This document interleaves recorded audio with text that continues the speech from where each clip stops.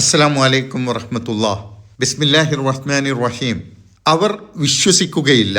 മനുഷ്യരുടെ ചരിത്രം പരിശോധിച്ചാൽ അധികം ആളുകളും സത്യധർമ്മങ്ങൾ അനുഷ്ഠിക്കാത്തവരായിരുന്നു എന്ന് കാണാവുന്നതാണ് എന്ന് പറഞ്ഞ വാചകമാണ് നാം ഒടുവിൽ പഠിച്ചത്.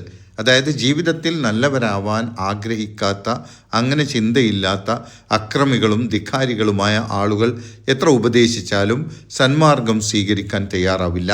അത്തരം ആളുകളാണ് മനുഷ്യരിൽ അധികവും എന്നാണ് കഴിഞ്ഞ 13-ാമത്തെ ആയത്തിൽ പറഞ്ഞത്. അതിനെ തുടർന്ന് 14-15 ആയത്തുകളിൽ അവർ വിശ്വസിക്കാൻ വേണ്ടി അള്ളാഹു അവർക്ക് മഹാത്ഭുതങ്ങൾ കാണിച്ചു കൊടുത്താലും അതൊക്കെ മാന്ത്രിക വിദ്യയാണെന്ന് പറഞ്ഞ് അവരതിനെ അവഗണിക്കുകയാണ് ചെയ്യുക എന്നാണ് പറയുന്നത്. വലൗ ഫതഹ്ന അലൈഹിം ബാബം മിനസ്സമായി, നാം അവർക്ക് ആകാശത്ത് നിന്ന് ഒരു വാതിൽ തുറന്നു കൊടുക്കുകയാണെങ്കിൽ, വലൗ ഫതഹ്ന, നാം തുറന്നു കൊടുക്കുകയാണെങ്കിൽ, അലൈഹിം, അവർക്ക്, ബാബം മിനസ്സമായി, ആകാശത്ത് നിന്ന് ഒരു വാതിൽ, ഫളല്ലു ഫീഹി യഅറുജൂൻ, അങ്ങനെ അവർ അതിലൂടെ കയറിപ്പോവുകയും ചെയ്താൽ പോലും, ഫളല്ലു, അങ്ങനെ അവർ ആയിത്തീർന്നു, ഫിഹി, ആ വാതിലിലൂടെ, യഅറുജൂൻ, കയറുന്നവരായി. ലല്ല യഅറുജു എന്നിവിടെ പറയുന്നത് ഒരു സംശയത്തിനും ഇടയില്ലാത്ത വിധം പട്ടാപ്പകൽ കയറിപ്പോകുന്നത് പോലെ കയറിപ്പോകുന്നു എന്നാണ്.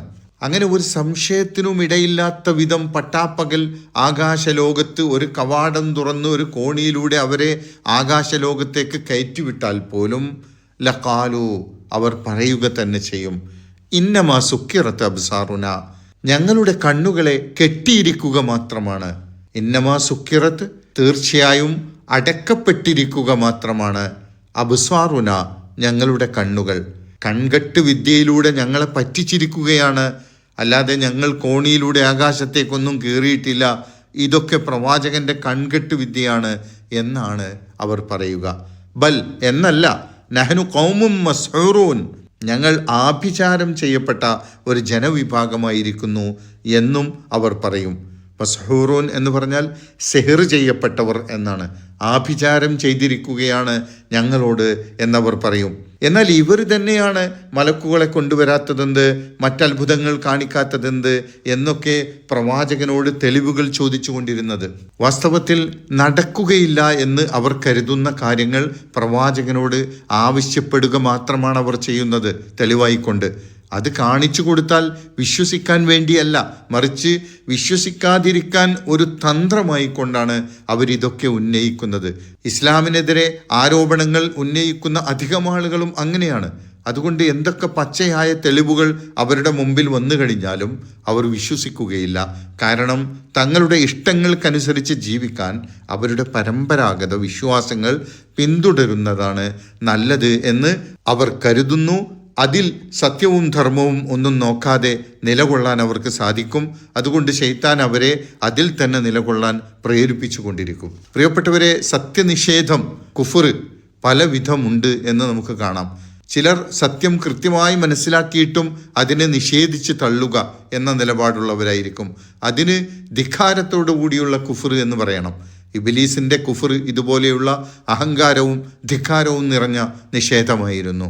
മറ്റു ചിലർ അവരോട് സത്യപ്രബോധനം നടത്തുമ്പോൾ ഞങ്ങൾക്കതൊന്നും കേൾക്കേണ്ടതില്ല, ഞങ്ങൾ ഞങ്ങളുടെ വഴിക്ക് പോകാം എന്ന് പറഞ്ഞ് സത്യം മനസ്സിലാക്കാനുള്ള അവസരം തള്ളിക്കളയുന്ന നിഷേധികളാണ്.